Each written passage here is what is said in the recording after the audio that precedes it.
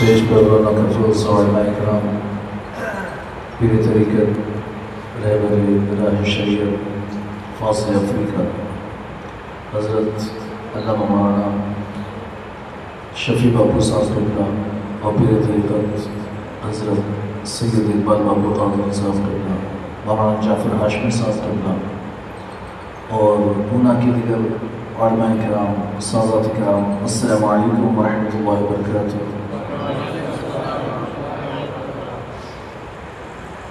الحمدللہ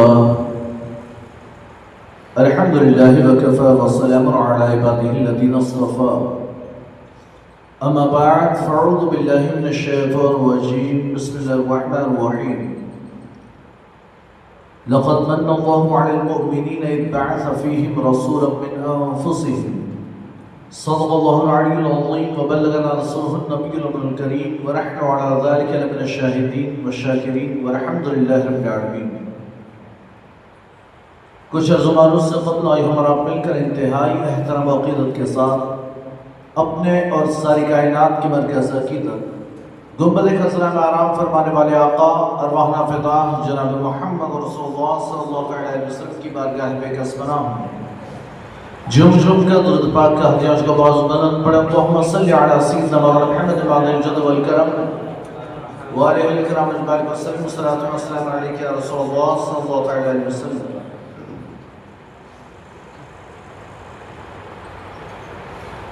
آج کی یہ ہماری محفل جشن ولادت رسول اور عرس جلال شاہ بابا رحمۃ اللہ تعالیٰ علیہ، ان دونوں مناسبتوں سے ہے۔ میرا خیال تو یہی تھا کہ جشن ولادت رسول کے حوالے سے ہمارے باپو نے جب بیان کیا تو پتہ چلا کہ عرس جلال شاہ بابا رحمۃ اللہ تعالیٰ علیہ بھی ہے، تو خیال ہوا کہ دونوں پر کچھ کلام کر دیا جائے، دونوں پر کچھ باتیں ہو جائیں۔ اللہ تبارک و تعالیٰ قرآن پاک میں ارشاد فرماتا ہے لقد من اللہ علی المؤمنین، اللہ نے پہلے ہی بالکل صاف کر دیا، بالکل واضح، اللہ نے مومنین پر احسان فرمایا۔ یہ ایسے ہی ہے کہ بچہ آپ کے گھر پیدا ہو، آپ پڑوس والوں سے پوچھیں بھائی تم مٹھائی کیوں نہیں بانٹتے، یہ بات تو ایسے ہی ہوگی کہ بیٹا آپ کے گھر پیدا ہوا اور لوگ باجو والے کو جا کر کہہ رہے ہیں کہ تو مٹھائی کیوں نہیں بانٹتا، میں کیوں بانٹوں، یا تیرے پڑوس میں بچہ ہوتا تو اس سے مانگ، اس سے کیوں مانگ۔ بس یہی بات ہے، اللہ فرماتا ہے مومنین پر احسان فرمایا، تو میلاد کون منائے گا؟ جس پر احسان ہوا ہے۔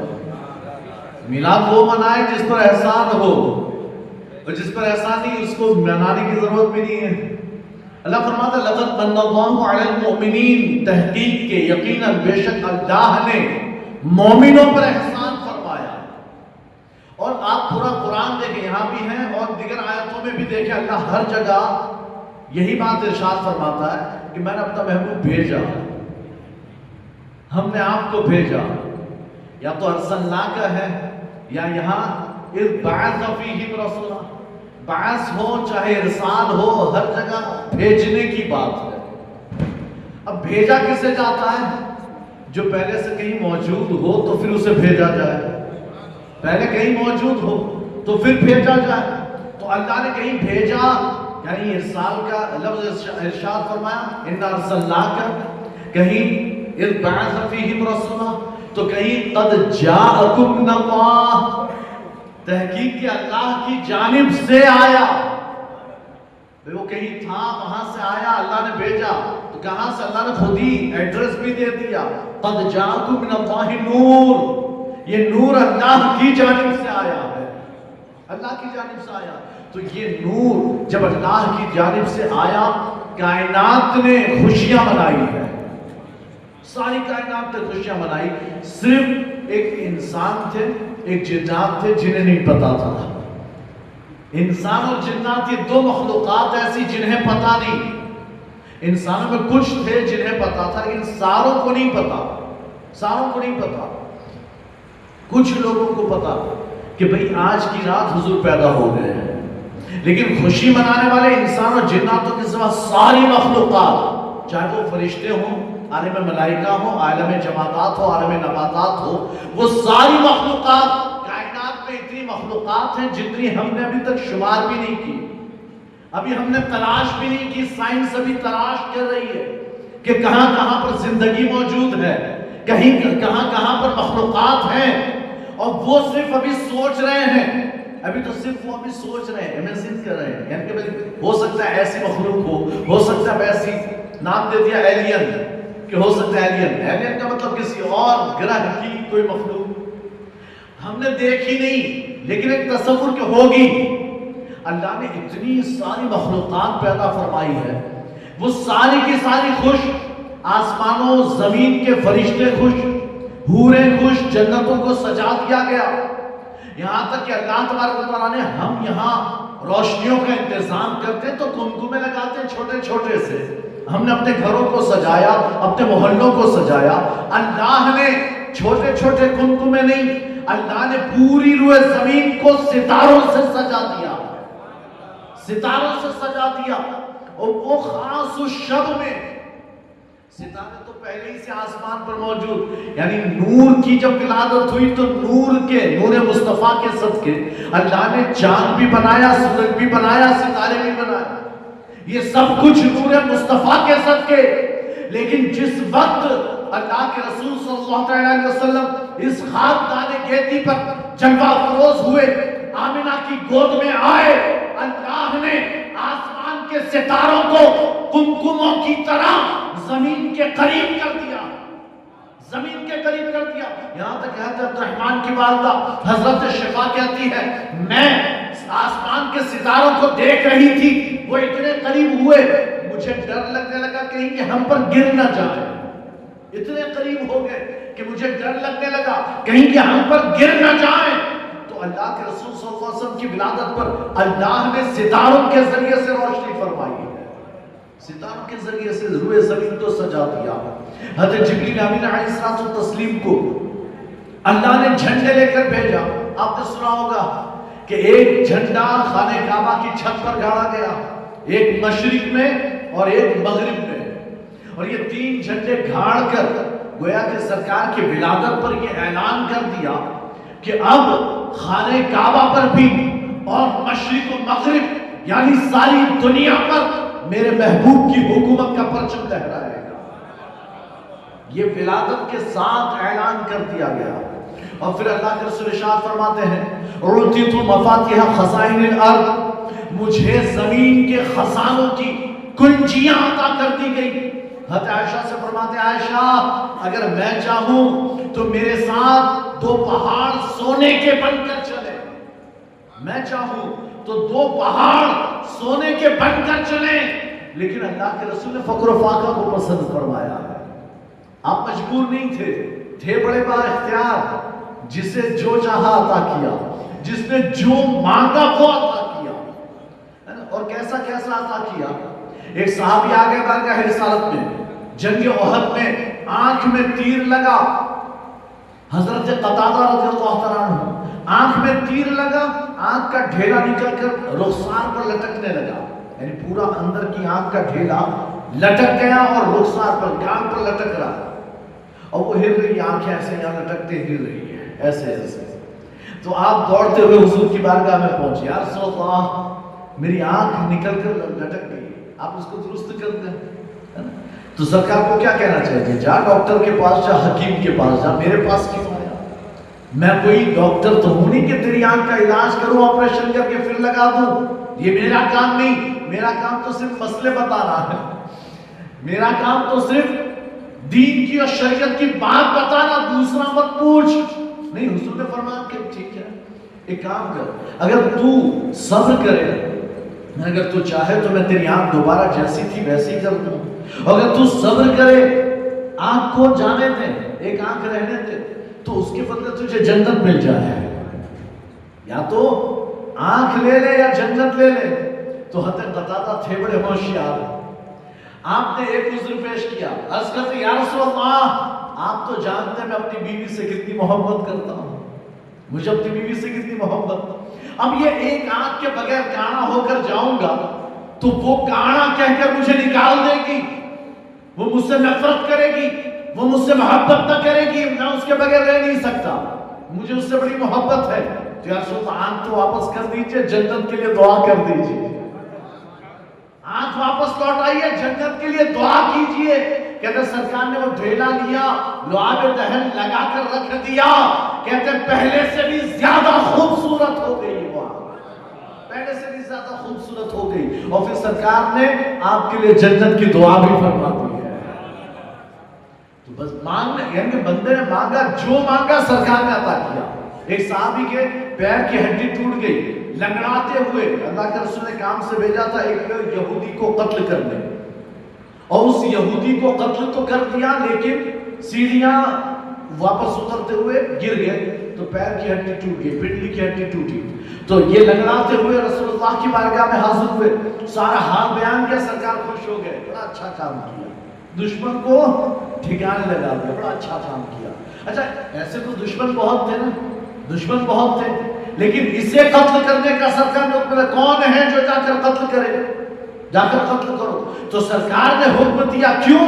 کہتے اس لیے کہ وہ اشعار لکھ کر مسلمانوں اور سرکار کی توہین کرتا تھا، حضور کی توہین کرتا، وہ دشمنوں کو یعنی کفار قریش کو مدد پہنچاتا، روپیہ پیسے دے کر ہتھیار دے کر مدد کرتا، تو سرکار نے فرمایا ایسے دشمن کا خاتمہ ضروری ہے، جو ہم سے مقابلے کے لیے دشمن آئے اسے ہم دیکھ لیں گے، لیکن جو پس پردہ پیٹھ پیچھے ہماری توہین بھی کرتا ہو، اسلام کی راہوں میں کانٹے بچھاتا ہو، اشعار کے ذریعے مسلمانوں کو اور اللہ کے رسول کو تکلیف دیتا ہو، اسے ختم ہونا ضروری۔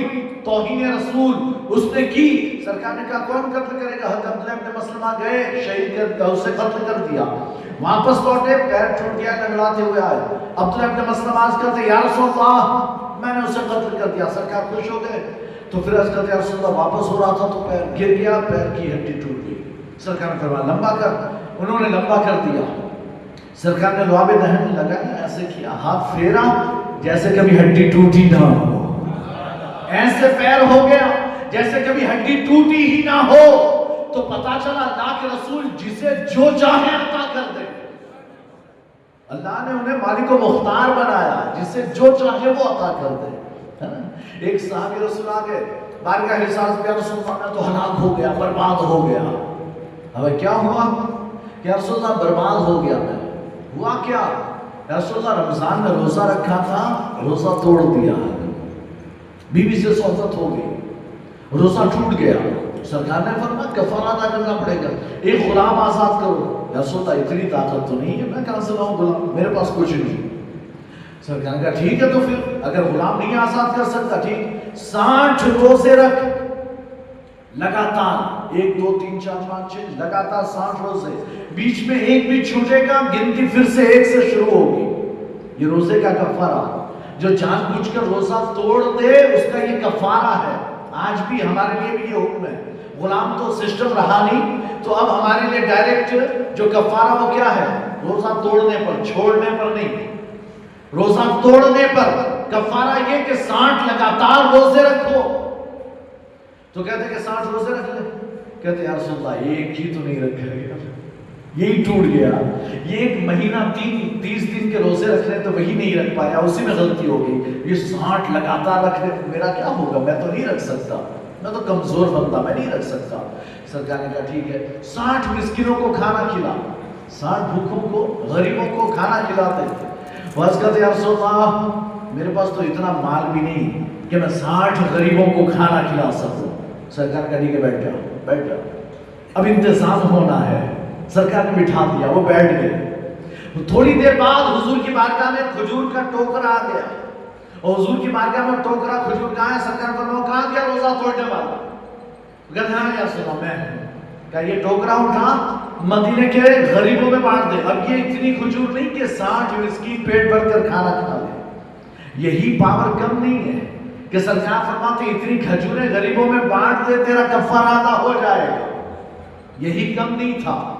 تو پھر عرض کرتے ہیں رسول اللہ کسی کو بھی پوچھ لو، پورے مدینے میں مجھ سے زیادہ غریب تو کوئی نہیں، پورے مدینے میں مجھ سے زیادہ غریب کوئی نہیں۔ تو سرکار مسکرا دیے کہ بندہ اپنا ہی فائدہ چاہتا ہے۔ تو سرکار فرماتے ٹھیک ہے جا لے جا، خود کھا، اپنے گھر والوں کو کھلا، تیرا کفارہ ادا ہو جائے گا۔ یہ سرکار نے ان کو دیا، ان کے بعد کسی کو نہ ملا، یہ کفارہ کسی کو نہیں ملا، یہ صرف خاص انہی کے لیے تھا۔ تو سرکار جسے جو چاہے عطا فرماتے ہیں۔ تو کہنے کی بات یہ ہے کہ اللہ کے رسول صلی اللہ علیہ وسلم، آپ مالک مختار، ہم میلاد مناتے ہیں، سرکار اس پر بھی ہمیں اجر عطا فرمائیں گے، اجر و ثواب اللہ عطا فرماتا ہے، لیکن یہ بدلہ جو ہم سرکار کا میلاد مناتے ہیں اس کا بدلہ حضور بھی عطا فرمائیں گے۔ اور یہ کب نظر آئے گا؟ یہ ہمیں آخرت میں نظر آنے والا ہے، کیا آئے گا؟ تو بہرحال اللہ کے رسول صلی اللہ علیہ وسلم کی ولادت پر اللہ تبارک و تعالیٰ نے ستاروں کو قریب کیا۔ آپ جب پیدا ہوئے تو ایسا نور نکلا کہ سیدہ آمنہ فرماتی میں نے اس نور کی روشنی میں ملک شام کے محلات دیکھ لیے، شہر بصرہ، وہاں اونٹ چلتے تھے تو ان کی گردنوں کو دیکھ لیا۔ یہ سارے تو اللہ کے رسول کی ولادت اور بھی بڑی شاندار، پیدا ہوتے ہی پہلا کام جو کیا وہ ہے آپ نے اپنی ننھی سی پیشانی کو سجدے میں رکھا ہے۔ پہلا کام سجدہ، پیدا ہوتے ہی آپ صاف ستھرے، کوئی گندگی نجاست جسم پر موجود نہیں، آپ پیدا ہوئے صاف ستھرے، ناف کٹی ہوئی ناف بری تھا، اور پیدا ہوتے ہی پہلا کام یہ کہ آپ نے سجدے میں سر رکھا، اور سر رکھ کر آپ نے اللہ کی وحدانیت کی گواہی دی، انگلی اٹھائی ہے اور اللہ کی وحدانیت کی گواہی دی، اشہد ان لا الہ الا اللہ، میں گواہی دیتا ہوں کہ اللہ کے سوا کوئی معبود نہیں، یہ آپ نے گواہی دی۔ بہرحال تو اللہ کے رسول کی ولادت بڑی شاندار، اللہ نے اس سال جتنے بھی جزیرے عرب میں بچے پیدا ہوئے سب نرینہ اولادیں عطا فرمائی، سب کے یہاں لڑکے پیدا ہوئے۔ جس سال سرکار، جس مہینے نہیں، جس سال میں سرکار پیدا ہوئے، اس پورے سال میں ایک بھی لڑکی پیدا نہیں، سب لڑکے ہی پیدا ہوئے۔ یہ مت سمجھنا کہ اس سے تو لڑکوں کی فضیلت ثابت ہو رہی ہے، نہیں، اس لیے کہ چونکہ عرب والوں کا دستور یہ تھا کہ لڑکی پیدا ہوتے ہی اسے مار ڈالتے، دفن کر دیتے۔ اللہ کو یہ گوارا نہ ہوا کہ میرا محبوب رحمت للعالمین ہے، وہ سارے جہان والوں کے لیے رحمت بن کر آیا، اور وہ جس سال پیدا ہو اس سال ایک بھی بچی زندہ دفن کی جائے، اللہ کی رحمت کو گوارا نہ ہوا، تو حضور کے صدقے جتنی اولادیں ہوئی سب لڑکے ہوئے۔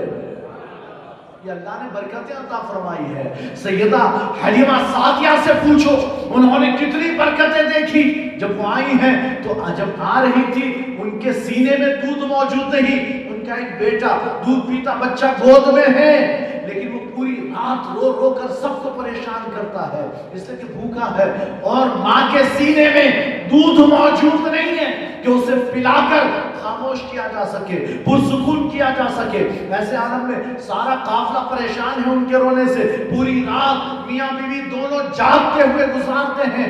اونٹنی بھی لاغر کمزور سی، جس گدھے پر سوار ہے سیدہ حلیمہ وہ بھی کمزور ہے، اونٹنی کے تھموں میں دودھ موجود نہیں، دودھ خشک ہو چکا ہے، لیکن جب اللہ کے رسول کو گود لیا ہے دودھ پلانے کے لیے، رضاعت کے لیے وہ لے کر آئی، تو پھر عالم دیکھیں سیدہ حلیمہ کی اب اونٹنی کے تھنوں میں اتنا دودھ آ گیا کہ برتن بھر بھر کے دودھ نکل رہا ہے، برتن بھر جاتے۔ اور پھر سیدہ حلیمہ حارث جو ہیں سیدہ حلیمہ کے شوہر، وہ دودھ نکالتے خود بھی پیا، اپنی بیوی کو پلایا، اپنے بچوں کو، اور پھر اس کے بعد آپ نے اپنے قافلے والوں کو بھی پلایا ہے، قافلے والوں کو بھی پلایا۔ اب سواری جب وہاں سے روانہ ہوئی تو اب سب سے آگے آگے جو اونٹنی دوڑ رہی ہے وہ سیدہ حلیمہ کی اونٹنی ہے۔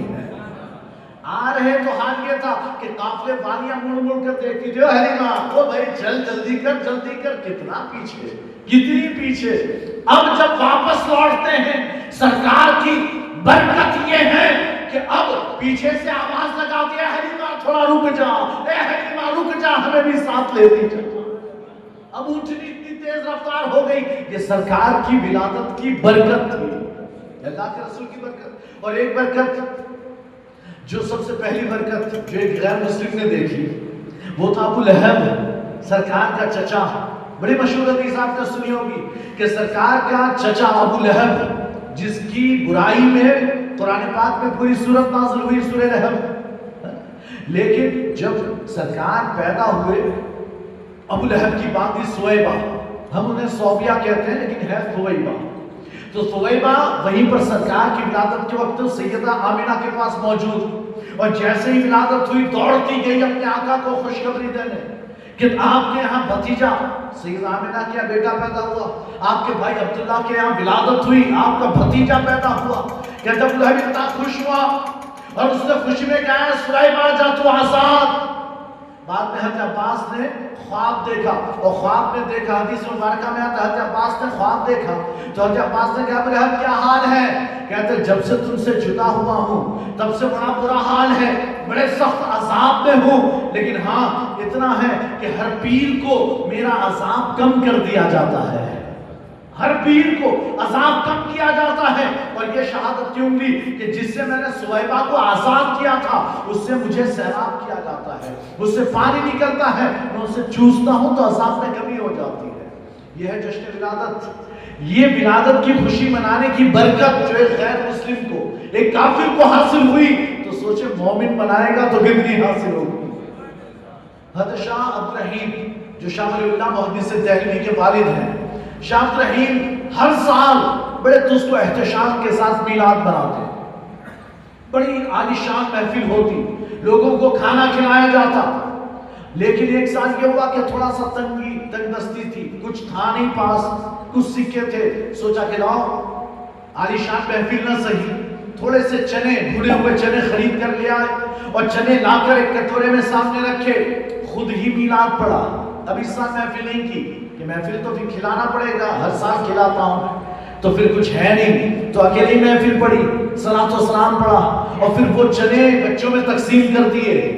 کہتے رات سوئے تو قسمت بیدار ہو گئی، رات میں سوئے قسمت بیدار، جیسے ہی آنکھ لگی حضور کو خواب میں دیکھا، سرکار تشریف فرما ہے، وہی چنے کا کٹورا آپ کے سامنے موجود، اور سرکار ان چنوں کو اٹھا کر مسکرا رہے ہیں. فرماتے ہیں عبد الرحیم بہت اچھا کام کیا ہے. یہ بیان کس نے کیا؟ شاہ ولی اللہ محدث دہلوی نے بیان کیا. در ثمین میں آپ کی کتاب ہے در ثمین، اس میں آپ نے اسے بیان کیا. تو سوچیں یہ میلاد منانے کی برکتیں ہیں، اللہ کبھی کسی کو محروم نہیں رکھتا.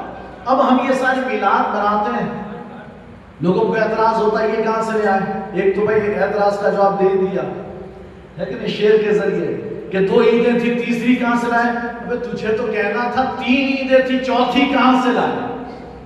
3 عیدیں تھی، چوتھی کہاں سے لائے؟ لیکن بندے نے تھوڑا بھی سوچا نہیں، اسے لگا 2 عید، عید الفطر، عید الاضحیٰ، جبکہ تیسری عید تو یہ 2 عیدیں تو ہر سال ایک بار مناتے ہیں، تیسری عید تو ہر ہفتے جمعہ میں مناتے ہیں، ہر ہفتے. سرکار نے فرمایا کہ یہ جمعہ کا دن، یہ عید کا دن ہے، یہ عید تو 3 تو تھی. سوال یوں کرو کہ چوتھی کہاں سے لائے؟ کہتے ہیں کہ ساری تینوں عیدیں جس کے صدقے ملی اسی نے چوتھی عطا کی. جس نے عطا کی نا، تینوں عیدیں جس نے عطا کی وہ اسی کی یہ چوتھی عید. اس لیے کہ عید کا معنی کیا؟ ہر وہ خوشی کا دن جو بار بار لوٹ کر آئے. عید کا کوئی ایسا معنی نہیں ہے عید کا معنی قرآن، عید کا معنی نماز، ایسا کوئی معنی نہیں ہے کہ آپ سوال کرو کہ قرآن میں تیسری عید دکھاؤ کہ چوتھی عید دکھاؤ، حدیث میں دکھاؤ. بھائی عید کا معنی ہے خوشی کا دن، خوشی کا دن جو ہر سال لوٹ کر آتا ہو، ہر سال لوٹ کر آتا ہو، یہ ہے خوشی کا دن، وہ ہے عید. تو اب آپ یہاں پر یعنی ہندوستان میں تو آپ کیا کہتے ہیں؟ یعنی یوم ولادت مبارک کہتے ہیں، کچھ لوگ کہتے ہیں برتھ ڈے، کچھ کہتے ہیں جنم دن مبارک.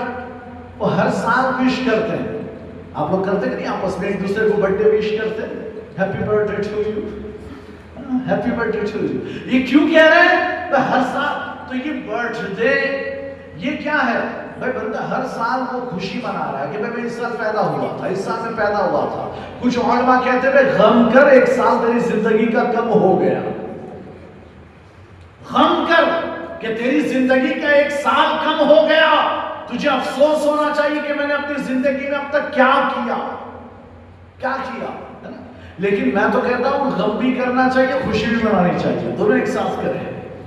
غم اس بات پر اگر آپ نے نیک اعمال نہیں کیے تو میرا زندگی کا 1 سال فوت ہو گیا، میں اس میں کچھ عمل نہ کر سکا، اس پر تکلیف ہونی چاہیے، لیکن اللہ نے مجھے امت مصطفیٰ میں پیدا کیا، اللہ تیرا شکر ہے، اس کی خوشی بھی ہونی چاہیے کہ اللہ نے ہمیں امت مصطفیٰ نے پیدا فرمایا، کہ جس میں پیدا ہونے کی تمنا اولو العزم پیغمبر حضرت موسیٰ علیہ السلام کرتے ہیں، اس امت میں پیدا کیا تو خوشی بھی ہونی چاہیے۔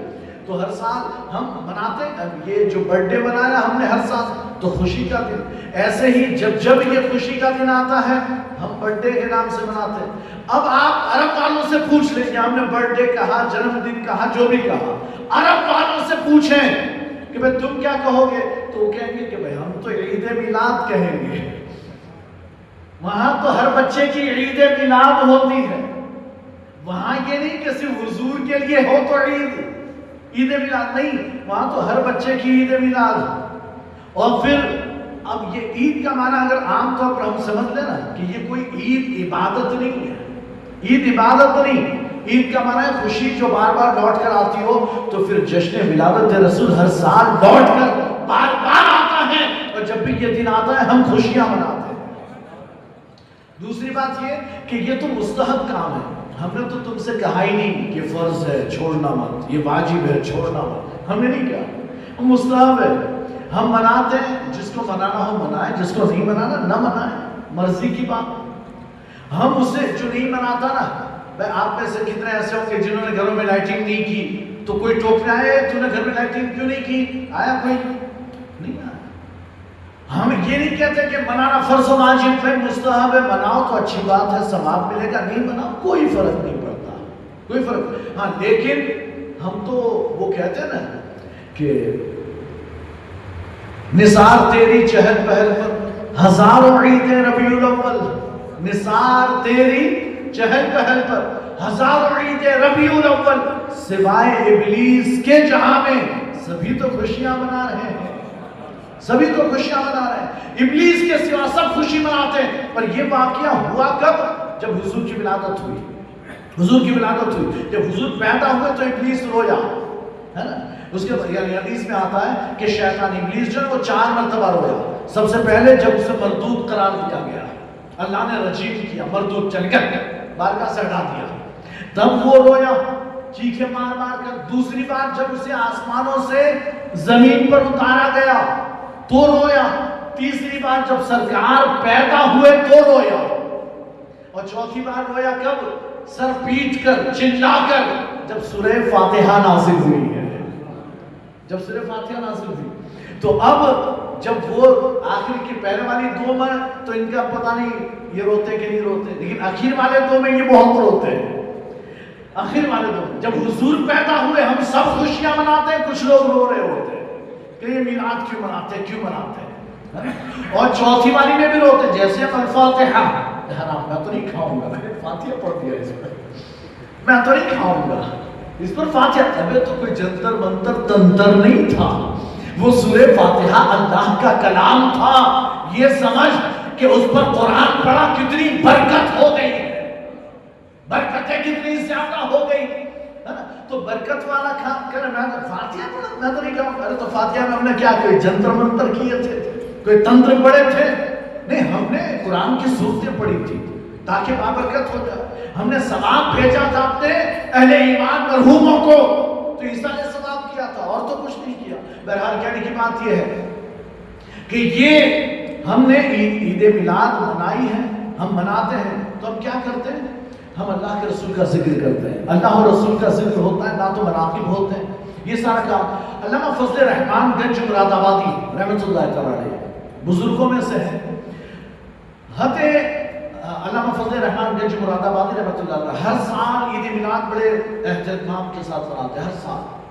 تو ان کے محفل جیسے ابھی محفل ہے ایسے محفل ہوتی، اور پھر محفل کے بعد یعنی کہ پہلے نعت قرآن کی تلاوت ہوتی، پھر نعت مناقب ہوتے، اس کے بعد تقریر ہوتی، پھر صلاۃ و سلام، پھر فاتحہ، پھر نیاز تقسیم۔ تو ایک بندہ بیٹھا ہوا تھا پوری محفل میں بیٹھا، جب پروگرام ختم ہو گیا تو پھر دھیرے سے آیا آ کر کہتا حضور یہ آپ لوگ میلاد مناتے ہیں، اس کا ثبوت کہاں سے ہے؟ آپ نے فرمایا پہلے یہ بتا یہ جتنا ہم نے کیا اس میں سے ناجائز و حرام کون سا کام ہے؟ پہلے تو یہ بتا. ہم نے جتنے کام کیے، پہلے قرآن کی تلاوت کی، پھر اس کے بعد ہم نے نعت پڑھی، پھر اس کے بعد ہم نے یہ تقریر کی، اللہ و رسول کا ذکر کیا، رسول اللہ کی عظمتیں شان بیان ہوئی، پھر اس کے بعد ہم نے یعنی کہ صلاۃ و سلام پیش کیا، سلام پڑھا، پھر اس کے بعد نیاز، فاتحہ. یہ اس میں سے ایک بھی چیز ناجائز و حرام ہے؟ تو پہلے یہ بتا کون سی چیز؟ نہیں ناجائز و حرام تو اس میں پھر بھی نہیں، یہ سب اچھے کام ہیں، لیکن ثابت کہاں سے؟ یہ میلاد کرنا کہاں سے ثابت؟ بھائی نام صرف رکھ دیا میلاد، نام رکھا میلاد تو آپ نے ناجائز کر دیا. تو ہم تو وہ سنی ہیں کہ پورا سال میلاد مناتے ہیں. شادی ہو تو میلاد، شادی ہو تو میلاد، میت ہو جائے تو میلاد، بچہ پیدا ہو تو میلاد، دکان کھولی افتتاح تو میلاد. ہمارا تو ہر اچھا بھائی حج پہ جا رہا ہے، میرے گھر میں میلاد رکھنی ہے، میں حج پہ جا رہا ہوں، عمرہ پہ جا رہا ہے، میرا میلاد رکھنی ہے، میں عمرہ پہ جا رہا ہوں. تو عمرہ پہ جا رہا ہے، میلاد کیوں؟ میلاد کی برکت لیتا جاؤ. تو ہم تو پورا سال میلاد کریں، لیکن یہ خاص دن آتے ہیں تو پھر ہمارا جوش بھی بڑھ جاتا ہے، جوش بھی بڑھ جاتا ہے، ورنہ پورا سال ہوتی ہے.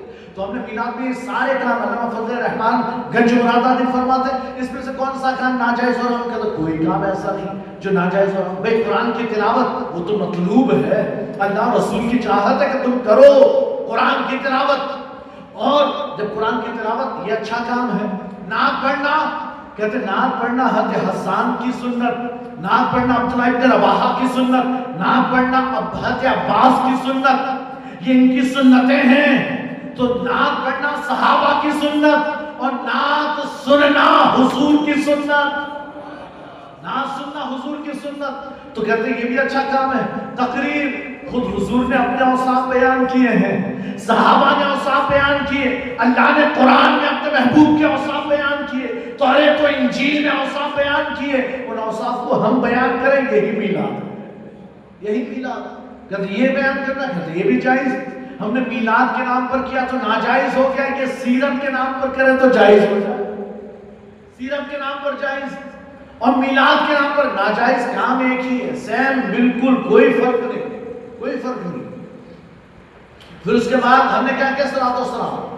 اچھا یہ صلاۃ و سلام پڑھنے میں بڑی تکلیف ہوتی ہے نا، تکلیف. وہ تکلیف کیا تم تو کھڑے ہو جاتے ہو، کھڑے ہو کر سلام پڑھتے ہو. میں تو کہتا ہوں بھائی تو بیٹھ کے پڑھ لے، تو بیٹھ کر پڑھ لے. تو کب پڑھے گا سلام؟ اللہ نے قرآن میں حکم دیا، ان اللہ و ملائکتہ یصلون علی النبی یا ایھا الذین آمنوا صلوا علیہ وسلموا تسلیما. اللہ اور اس کے فرشتے تو درود بھیجتے ہیں، لیکن اے ایمان والو تمہیں صرف درود نہیں، درود بھی بھیجو اور خوب سلام بھیجو.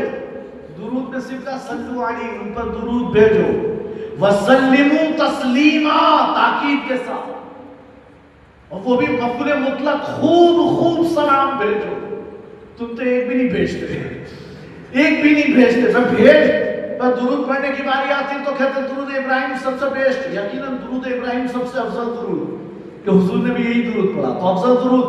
تو ٹھیک ہے چل تو درود ابراہیم پڑھ لے، ہم بھی پڑھتے ہیں. درود ابراہیم ہو گیا تو درود تو ہوا، وہ وسلم تسلیمہ پر تیرا باپ عمل کرے گا، اس پر عمل کون کرے گا؟ کہ تم تو کھڑے ہو کر پڑھتے ہو، کیا تو بیٹھ کر پڑھ لے، سو کر پڑھ، لیٹ کر پڑھ، الٹا ہو کر پڑھ، سر نیچے پیر اوپر کر کھڑا ہو جا پڑھ. لیکن پڑھ تو صحیح، تو کبھی پڑھتا ہی نہیں. سلام کے نام پر چڑھ گیا. حالانکہ سلام کہتے یہ تو اللہ نے حکم دیا، قرآن میں حکم دیا کہ سلام ہونا چاہیے، تم کرو، نبی پر سلام بھیجو. اچھا پھر ان کا عقیدہ جو تھوڑا سا خراب عقیدہ نا، اس کی بھی وضاحت کر دوں. یہ سلام کیوں نہیں پڑھتے؟ کہتے تم تو کہتے یا نبی سلام علیکم ہے نا. پہلے ہندوستان میں یہی سلام تھا، یا نبی سلام علیکم، یہ سلام تھا. تو بڑی تکلیف ہوتی تھی، ہم یا اللہ کہیں گے، یا نبی نہیں کہیں گے، یہ شرک ہے. تو اعلیٰ حضرت نے مشکل آسان کر دی. اعلیٰ حضرت نے مشکل آسان کی، تجھے یا سے تکلیف ہے، چل بغیر یا کا سلام دیتا ہوں تجھے، بغیر یا کا سلام. مصطفیٰ جان رحمت پہ لاکھوں سلام، شمع بس پہ ہدایت پہ لاکھوں سلام. چل یہ پڑھ. کہتے نہیں اتنی دور سے پڑھیں گے تو وہ تو سنتے نہیں، تو کیوں پڑھیں؟ وہ تو سنتے نہیں. حالانکہ ہمارا تو عقیدہ دور و نزدیک کے سننے والے کو کان کانے لاڑے کرامت پہ لاکھوں سلام. وہ ہماری سنتے ہیں، یہ تو ہمارا یقین ہے.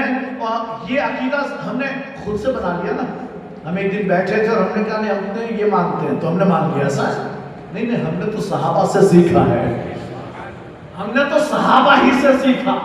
یہ عقیدہ بھی چلے. یہاں اس کی بھی وضاحت ہو جاتا ہے. حضرت خالد ابن ولید، تاریخ دمشق میں یہ روایت موجود. حضرت خالد ابن ولید رضی اللہ تعالیٰ عنہ، آپ جو ہے ایک مرتبہ تھے بڑے بہادر. اور جانتے بہادری تو پہلے سے تھی، لیکن جب مسلمان ہو گئے، حضور کے منہ مبارک مل گئے تو پھر تھوڑے زیادہ بہادر ہو گئے. بہادر پہلے سے تھے لیکن تھوڑا سا ماحول دیکھ کر بات کرتے تھے. بہادر تھے لیکن ماحول دیکھتے کہ بھئی ماحول کیسا ہے، اس کے بعد بات کرنی ہے، پھر مقابلہ کرنا. لیکن جب سے حضور کے منہ مبارک ملے، اسے اپنی ٹوپی میں سل لیا. کہتے اس کے بعد کچھ سوچتے نہیں تھے، صرف بہادر تھے. پھر سوچتے نہیں، صرف بہادر تھے. اور اتنا یقین منہ مبارک پر کہ جب تک میرے سر پر اللہ کے رسول کے منہ مبارک ہیں میں تو ہار ہی نہیں سکتا، شکست تو ہو ہی نہیں سکتی. تو ہر جنگ میں کود پڑتے. اب حضرت ابو عبیدہ کا لشکر تو مدینے میں ہے. خالد ابن ولید تھوڑے سے لوگوں کے ساتھ، چند ساتھ ہی تھے، چند 100 لوگ تھے، ان کے ساتھ ایک جگہ پر تھے. اور رومیوں کا لشکر پتہ چلا کہ قریب ہی میں 1 لاکھ رومیوں کا لشکر ہے یا 40,000. اور یہ چند 100 ہیں، یعنی سمجھو تھوڑے بہت لوگ ہیں. 60 آدمی تھے یا 200-300، بس اتنی تعداد تھی. اور سوچا کہ بھئی قریب میں رومی لشکر ہے، پڑاؤ کیے ہوئے، چلو حملہ کرتے ہیں. تو دوڑ پڑے، اتنی ہی تعداد لے کر دوڑ پڑے. پتہ ہے یہ بھی نہیں کہ نہیں پتہ ہے، پتہ ہے کہ 40,000 کا لشکر ہے، لیکن کود پڑے. جب کود پڑے، جنگ ہو رہی ہے، کئی صحابہ شہید ہو رہے ہیں اور بالکل پھنس چکے ہیں، گاڑی پھنس گئی. جب گاڑی پھنسی تو وہ سوچ رہے کہ ایسا کیسے، معاملہ الٹ کیسے گیا، پلٹی کیسے مار گیا. تو خیال آیا ارے میں ٹوپی بھول گیا.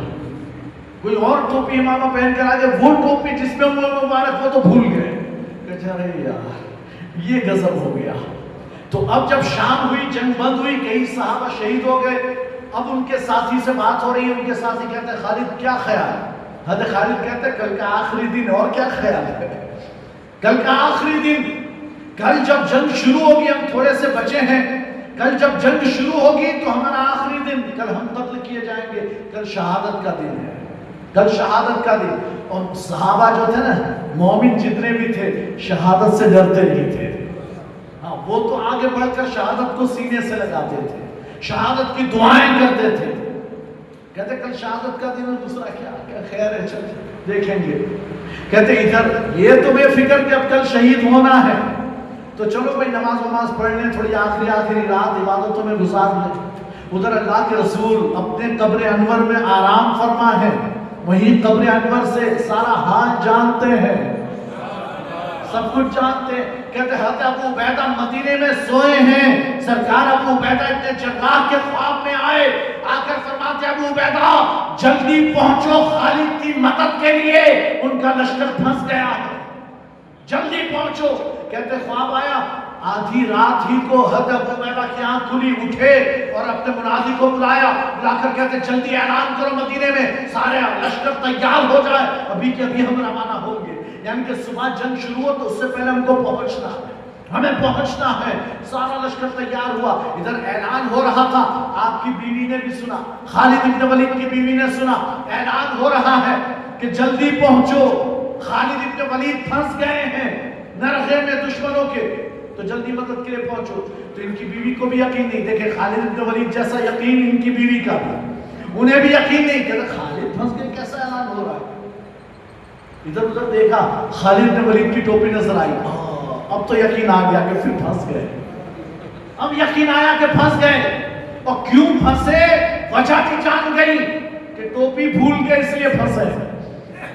یعنی وہ مبارک کی برکت یہ ہے کہ بھئی اگر وہ ہوتے تو پھنسنے کا نام ہی نہیں تھا. اگر پھنسے کیوں؟ کہ ٹوپی نہیں رہی. تو اٹھائی, ادھر لشکر روانہ ہوا, ادھر ان کی بیوی بھی روانہ ہوئی, گھوڑا لے کر نکل پڑی, اپنے آپ کو بالکل ڈھانپ لیا, چلی. اب نقاب میں ہے اور لشکر سے آگے تیز گھوڑا دوڑایا. حضرت ابوبکر نے کہا روکو اس سوار کو, کون ہے بڑا اسپیڈ میں جا رہا ہے, روکو. تو روکا گیا ان کو. دو لوگ دوڑتے ہوئے گئے, گھوڑا دوڑایا, ان کو روکا, تو بلا رہے ہیں. واپس آ کر کون؟ کہ میں خالد بن ولید کی بیوی. کا کدھر؟ کہ وہ ٹوپی بھول گئے. آپ نے اعلان کیا تو مجھے خیال ہوا کہ ایسے کیسے پھنس گئے, تو پھر ٹوپی پر نظر پڑی تو پتا چلا اس لیے پھنس گئے. تو میں ٹوپی پہنچانے جا رہے ہیں, کہ ہم بھی وہیں جا رہے ہیں, چلو ساتھ. تو پورا لشکر پہنچا, لیکن جیسے ہی لشکر آیا, صبح ہوئی تھی, یعنی میدان جنگ میں 18 بج گیا, اور اب دونوں لشکر آمنے سامنے, جنگ شروع ہونے والی تھی کہ یہ لشکر پہنچا. خالد بن ولید سمجھ گئے, نعرے بولتے اللہ اکبر اللہ اکبر کہتے آ رہے. حضرت خالد سمجھ کے مدد آ گئی, لیکن آئی, دیکھا کہ مدد آ رہی ہے, اور ایک جوان, ایک نوجوان جو وہ تلوار گھماتا, دشمن کو کاٹتا, صفے چیرتا ہوا خالد بن ولید کی طرف بڑھ رہا ہے. خالد کہتے بڑا بہادر جوان ہے, خطرناک. وہ آ کر رکا تو آپ کہتے ہیں جوان سلام ہو تیری بہادری کو, بتا تو صحیح تو ہے کون؟ کہتے آپ کی بیوی ہوں. آپ کی بیوی؟ بیوی تو یہاں, تو کیسے؟ کہ آپ ٹوپی بھول گئے تو پہنچانے آئے ہوں. ٹوپی بھول کے پہنچانے, ٹوپی نہیں. پھر اس کے بعد حملہ ہوا تو پھر آپ کی پھر آپ پتا کیا چلا, پکارنے سے پہلے حالات حضور جان لیتے ہیں. جب پکارنے سے پہلے جانتے ہیں تو سوچو پکاریں گے تو کتنا جانیں گے. اور پھر ہم سلام پیش کریں, حضور نہ پہچانے نہ جانے, ہم سلام پیش کرتے ہیں, حضور جانتے ہیں. دین کی مسجد سے یہ سلام و سلام پیش کیا جاتا ہے. اچھا ہمارا تو یہ کہنا کہ حضور سن لیتے ہیں, ہے نا. اعلیٰ حضرت نے ہمیں یہ عقیدہ دیا دور و نزدیک کے سننے والے وہ کان گانے والے تیرا پر یہ کہتے ہیں حضور نہیں سنتے. تو پھر کیسے پہنچتا تو تو سلام کہتے فرشتے پہنچاتے. میں کہا چل تو مان کے فرشتے پہنچاتے, اب تو پڑھ سلام, اب تو پڑھ. ٹھیک ہے حضور نہیں سنتے, مان لے کہ نہیں سنتے, فرشتے تو پہنچاتے, کہاں فرشتے پہنچاتے, تو اب تو پڑھ. تیری ایک بھی محفل ایسی نہیں کہ جس میں سلام پیش کیا جاتا. اچھا یہ سلام پڑھتے جانتے کہاں, اور وہ بھی یا رسول اللہ کہہ کر روضے رسول کے سامنے. جب یہ روضے رسول کے سامنے پہنچتے, وہ ان کا عقیدہ, پہلے تو یہ تھا کہ بالکل سنتے نہیں, وہاں صلی اللہ مر کر مٹی میں مل کے پہلے کیا عقیدہ, بعد میں اپنے عقیدے کو دھیرے دھیرے سے سدھارا, تھوڑا اچھا کیا. کہتے دور سے تو نہیں سنتے, لیکن روضے رسول کے سامنے حاضر ہو کر اگر عرض کرو الصلاۃ والسلام علیک یا رسول اللہ, حضور خود سنتے ہیں, حضور خود سنتے ہیں. لیکن روضے پر چلے اتنا تو آئے نا کہ یہاں سن لیتے ہیں, حضور سنتے ہیں. اب اتنے تک پہنچے کہ ایک دن وہاں پہنچیں گے کہ حضور یقیناً سب کی سنتے بھی ہیں, اور انہیں جانا, انہیں مانا, نہ رکھا خیر سے کام, تب جا کر للہ الحمد میں دنیا سے مسلمان گیا. تب جا کر للہ الحمد میں دنیا سے مسلمان گیا, انہیں جانا, انہیں مانا. اور پھر اعلیٰ حضرت فرماتے ہیں بھئی آج مان لے, آج مان, آج نہیں مانا نا کل تو ماننا, جھک مار کر ماننا ہی پڑے گا. اس لیے کہ قیامت کا وہ دن جو 50,000 سال کا لمبا دن ہے نا, اس میں ہم کھڑے ہوں گے. ملک شام کا وہ تانبے کا میدان ہوگا, زمین لپیٹ دی گئی, تانبے کا میدان ملک شام میں. ہم سارے قبروں سے اٹھ کر وہاں جمع ہیں, اور حالات کتنے خطرناک ہیں وہ دیکھیں کہ سورج آج چوتھے آسمان پر تب اتنی گرمی, تب وہ سوانے سے پر ہوگا, اور آج الٹا ہے تب وہ سیدھا ہوگا. ہمارے بھیجے سے فرائی ہو رہے ہوں گے, کھول رہے ہوں گے بھیجے, ہمارا پسینہ یعنی چمڑی پگھل رہی ہوگی. پسینہ, اچھا پسینے کی کیفیت بھی دیکھیں کہ کسی کوئی ایک بندہ گنہگار یہاں کھڑا ہے تو اس کا پسینہ اس کے ٹخنوں تک, اس کے بازو میں کوئی کھڑا ہے جس کا پسینہ گھٹنوں تک, اس کے بازو میں کوئی کھڑا ہے کمر تک, اس کے بازو میں کوئی کھڑا ہے گلے تک, اور گلے والے کا پسینہ اسے نہیں لگ رہا, اس کا گھٹنوں تک, اس کے بازو والے کا کمر تک, اس کسی کا ٹخنوں تک. تو جس کے جتنے گناہ اتنے پسینے میں ڈوبتا ہوگا. اور پھر آپ جانتے ہیں اگر انتظار ہو نا, آپ نے کبھی دیکھا جب ریزلٹ آنا ہوتا ہے SSC کا, 12 کا, یا یعنی اس طرح کی کوئی ہم کو ریزلٹ آنا ہوتا ہے, آپ نے کوئی ایگزام دی ہے, تو اب UPSC کا ایگزام دیا اور اس کا رزلٹ آ رہا ہے تو آپ کو بڑا انتظار ہوتا ہے، یہ تاریخ ہے ٹائم کو تو نکل آتا ہے، آپ انٹرنیٹ اور کمپیوٹر لے کر بیٹھے ہوئے ہیں یا موبائل میں لے کر بیٹھے ہیں، ریفریش پر ریفریش مار رہے ہیں، ریفریش پر ریفریش، ابھی رزلٹ آئے گا، ابھی آ ہی نہیں رہا، 1 گھنٹہ 2 گھنٹہ 3 گھنٹے آپ انتظار کر رہے ہیں۔ تو اب یعنی کہ پہلے تو یہ تمنا تھی کہ بھائی میں پاس ہو جاؤں، میں پاس ہو جاؤں، میں پاس ہو جاؤں، پاس ہو جاؤں، پاس ہو جاؤں، پاس ہو جاؤں۔ اب جب 1 گھنٹہ نہیں آیا، 2 گھنٹے 3 گھنٹے 4 گھنٹے نکل رہے، شام ہو گئی، صبح 9 کا ٹائم تھا، شام ہو گئی نا، بندہ سوچتا ہے بھائی پاس ہوں کہ فیل، ایک بار آ جائے رزلٹ، چاہے پاس ہوں یا فیل ہوں، ایک بار آ تو جائے کہ کیا ہوا۔ انتظار بڑا خطرناک ہوتا ہے، انتظار کسی سے برداشت نہیں، وہ 50,000 سال کا ایک دن، اور ہم انتظار میں کہ کب حساب شروع ہو، کب حساب شروع ہو۔ تو کچھ تو ایسے ہوں گے جو ابو یعنی گھنٹال گئے، یہ تو کوئی یعنی سمجھو کہ پسینے کی بدبو، سورج کی گرمی، بھئی یہ سب کب ہٹے گا؟ جب حساب شروع ہوگا۔ تو بھئی چھوڑو نا، حساب کرو، جو فیصلہ کرنا ہو، جہنم میں ڈالنا ہو تو جہنم میں، جنت پہ تو جنت میں، لیکن ایک بار یہاں شروع ہو جائے فیصلہ، حساب شروع ہو جائے، انتظار ختم ہو۔ تو اس لیے ہر ایک کی یہ تمنا ہوگی، تو سب آپس میں مشورہ کریں گے کہ چلو یار کوئی تو ہو جو ادھر سورس لگائے، کوئی تو ہو جو ادھر ہماری بات پہنچائے کہ حساب جلدی کرو، شروعات کرو، اسٹارٹ تو ہو حساب۔ تو کہتے ہیں چلو یار کس کے پاس جائیں؟ تو سوچیں گے کہ ابو البشر، سارے انسانوں کے باپ آدم۔ آج نہیں پتا، آج کوئی کسی کو مانتا ہے، کوئی کسی کو، قیامت میں سب کو پتا چل جائے گا کہ ہم سب کے باپ آدم ہیں۔ ابو البشر تو سب پہنچیں گے کہ آپ تو سب کے باپ ہیں، ابو البشر ہیں، اللہ نے اپنے ہاتھوں سے آپ کو بنایا اور روح ڈالی آپ کے اندر، تو آپ ہماری سفارش کریں۔ حضرت آدم کہیں گے نفسی نفسی اذهبوا الى غیری، چلو چلو نکلو، مجھے خود میری پڑی ہے، میرا کیا ہو، کہیں اور جاؤ، کہیں اور جاؤ۔ کہتے ہیں پھر یہ ایک ایک کے پاس جاتے جاتے جاتے ہر کوئی یہی جواب دے گا۔ حضرت عیسیٰ پاس، حضرت عیسیٰ کہیں گے اذهبوا الى محمد صلی اللہ علیہ وسلم، تو حضور کے پاس چلے جاؤ۔ اور جب حضور کے پاس پہنچیں گے تو حضور فرمائیں گے آنا رہا میں ہی تھا، یہ کام کے لیے میں ہی ہوں، اتنا لمبا چکر مارنے کی کیا ضرورت تھی، ڈائریکٹ آتا کام بن جاتا، بڑا لمبا چکر لگا کر آیا، لیکن یہ لمبا چکر اللہ نے لگوایا۔ اور کیوں لگوایا؟ علامہ حسن رضا فرماتے ہیں انعقاد فقط اتنا سبب ہے انعقاد بزم محشر کا کہ ان کی شان محبوبی دکھائی جانے والی ہے، ان کی محبوبیت کی شان دکھائی جانے والی۔ تو اب سرکار کہتے ہیں اللہ میں ہوں، میں ہی شفاعت کروں گا، چلو۔ اور یہ جو سارے لوگ جمع ہو رہے ہیں، یہ کون ہے؟ صرف مسلمان نہیں، اس میں مومن، منافق، کافر، عیسائی، یہودی، کرسچن، یعنی جتنے بھی اس کائنات میں جتنے دین والے سب، جتنے انسان سب، جتنے دہریے خدا کے نہ ماننے والے وہ بھی ہوں، ہر کوئی پہنچے گا۔ تو کہتے ہیں اب سرکار سجدہ کریں گے، سجدے میں اللہ کی عرش کے نیچے سجدہ، اس میں ایسی حمد بیان کریں گے، اللہ کے رسول ارشاد فرماتے ہیں وہ حمد کے کلمات اسی وقت اللہ میرے دل میں ڈال دے گا، ایسے کلمات کہ جس کے میں تعریف کروں گا جس کے ذریعے کہ آج تک نہ کسی نے کی نہ پھر آئندہ کوئی کر سکے گا، ایسی اللہ کی تعریف کروں گا۔ تو اللہ فرمائے گا ارفع راسک یا محمد، اے محمد صلی اللہ علیہ وسلم اپنا سر اٹھائیے، سل تعطا تشفع، اشفع تشفع، اللہ فرمائے گا اے محمد مانگیے آپ کو عطا کیا جائے گا، آپ سفارش کیجئے آپ کی سفارش قبول کی جائے گی۔ تو پھر اللہ کے رسول کریں گے اے مولا لوگوں کا حساب شروع کیا جائے، اللہ فرمائے گا شروع۔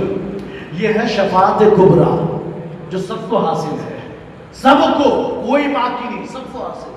تو یہ اللہ کے رسول کے وہاں مقام پتا چلے گا کہ یہ بڑے پاورفل تھے، ہم نے نہیں مانا لیکن تھے بڑے پاورفل، وہاں پتا چل جائے گا۔ تو بہرحال اب یہ سلام جو نا ہم بھیجتے ہیں، چاہے فرشتوں کے ذریعے جائے یا ہمارے آقا سنتے ہیں، ہمارے عقیدے کے مطابق ہمیں سلام پڑھنا ہے، تجھے کھڑا نہیں ہونا، بیٹھ کر پڑھ، لیکن پڑھ تو صحیح۔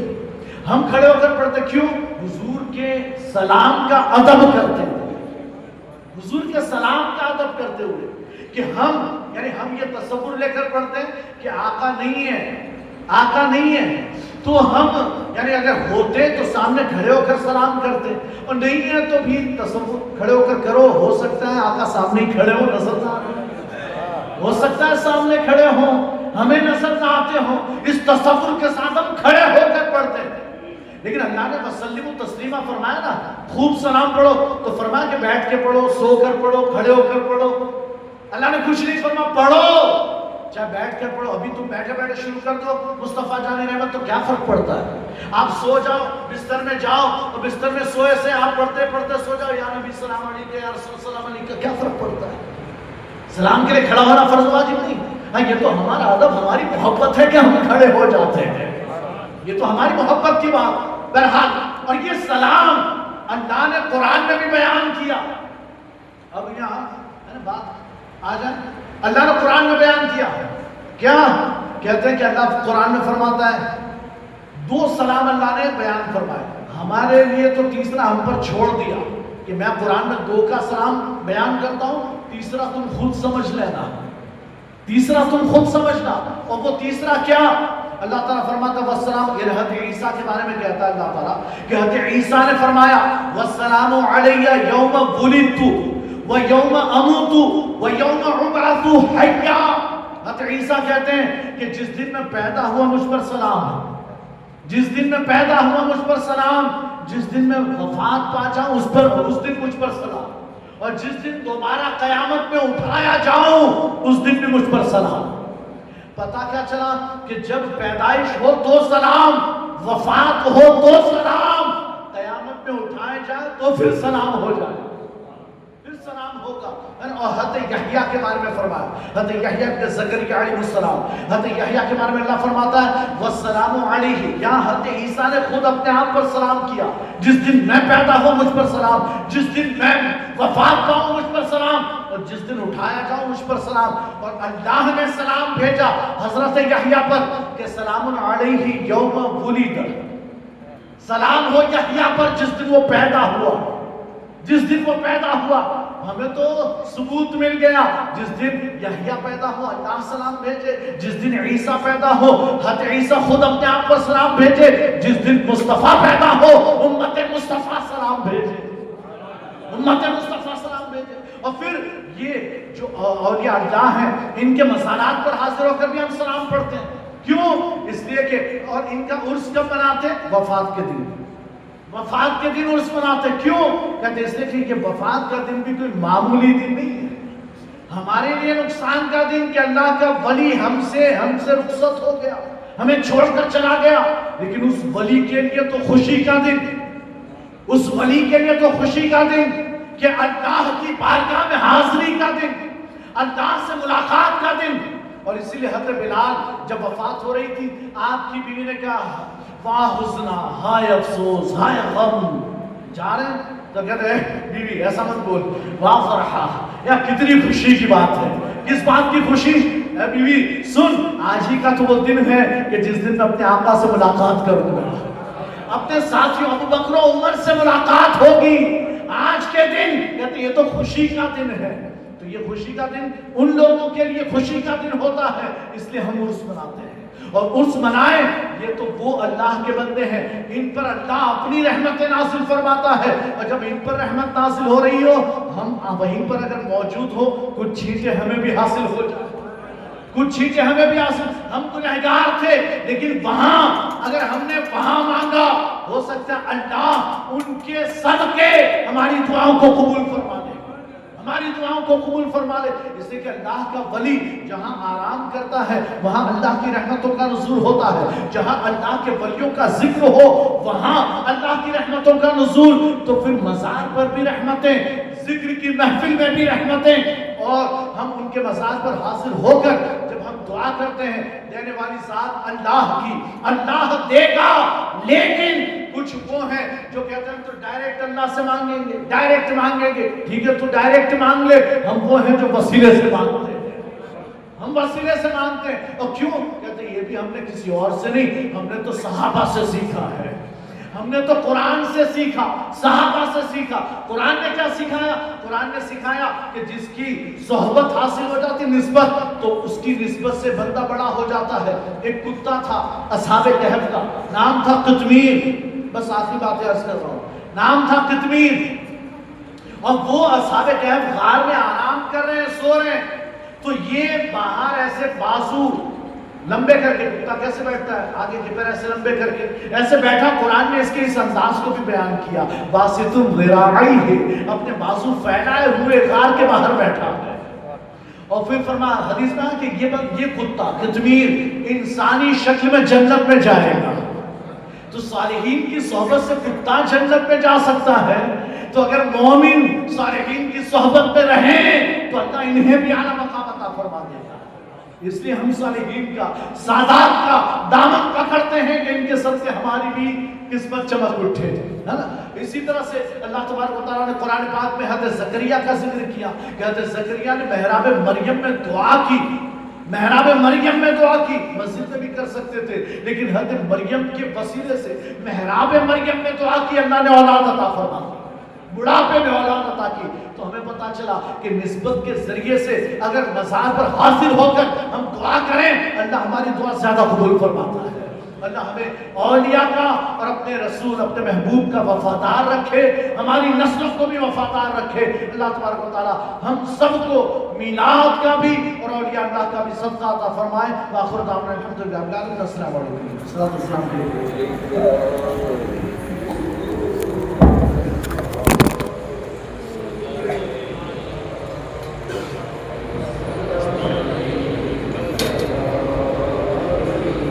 مصطفیٰ جانے رحمت پہ لاکھوں سلام، شمع بز ہدایت پہ لاکھوں سلام. مصطفیٰ جانے رحمت پہ لاکھوں سلام، شمع بز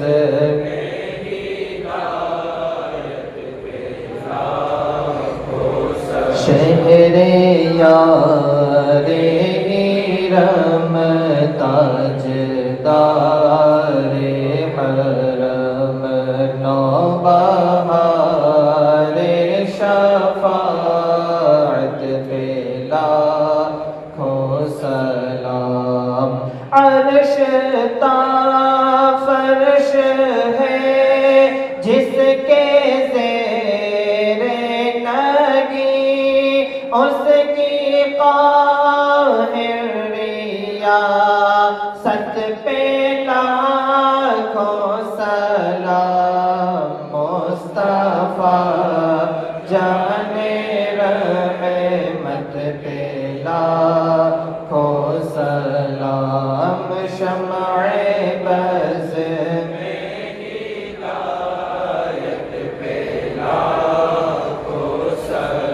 وہ دہن جس کی ہر بات وحی خدا، چشمہ علم و حکمت پہ لاکھوں سلام. وہ زبان جس کو سب کن کی کنجی کہے، اس کی نافذ حکومت پہ لاکھوں سلام. مصطفیٰ جانے رحمت پہ لاکھوں سلام، شمع بز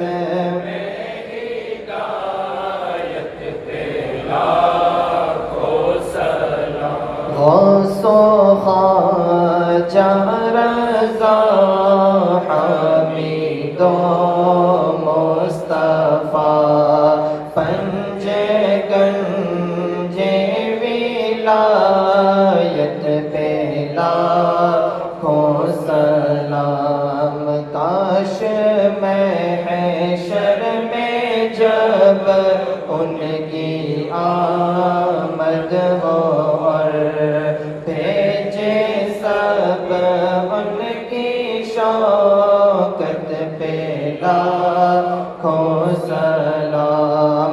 مجھ سے خدمت کے قدسی کا ہے ہر رضا،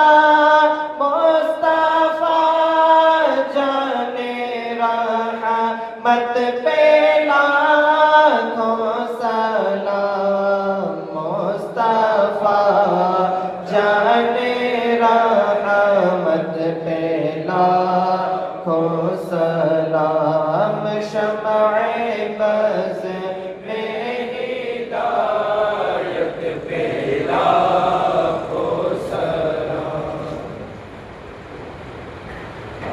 الفاتحہ۔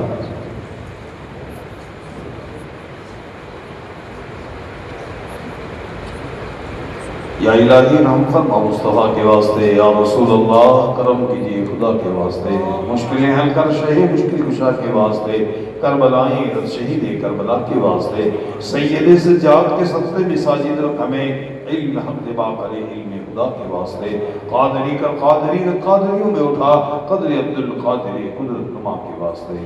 ان اللہ و ملائکتہ یصلون علی النبی یا ایھا الذین آمنوا صلوا علیہ وسلموا تسلیما اللهم صل علی سیدنا و مولانا محمد مبارک وسلم صلاۃ و سلاما علیک یا رسول اللہ صلی اللہ علیہ وسلم۔ سبحان ربک رب العزۃ عما یصفون وسلام علی المرسلین والحمد للہ رب العالمین۔